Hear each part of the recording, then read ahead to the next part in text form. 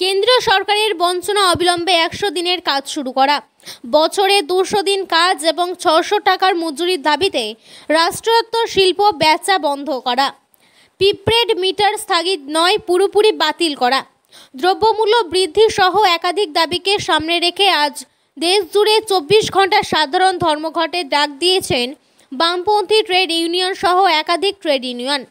সেই দাবিগুলোকে সামনে রেখেই বন্ধের সমর্থনে প্রাকৃতিক দুর্যোগকে উপেক্ষা করে আজ সকাল থেকেই পথে নামলেন বাম ট্রেড ইউনিয়ন সহ বাম কর্মী সমর্থকেরা। আজ নাদনঘাট থানার নসরুদপুর পঞ্চায়েতের দলীয় কার্যালয় থেকে একটি মিছিল বের হয় বন্ধের সমর্থনে।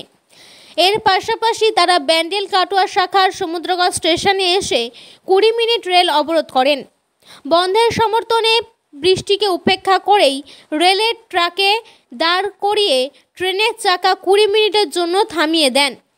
এরপর তারা বন্ধের সমর্থনে সমুদ্রগড় এসটিকে রোডে প্রায় 15 মিনিট অবরুদ্ধ করে রাখেন। এরপর নাদনঘাট থানার পুলিশ এসে অবরোধ তুলে দেন। সকাল থেকেই মুষলধারে বৃষ্টি পড়ছে, সেই বৃষ্টিকে উপেক্ষা করেই বন্ধের সমর্থনে পথে নেমেছেন বাম কর্মী সমর্থকেরা।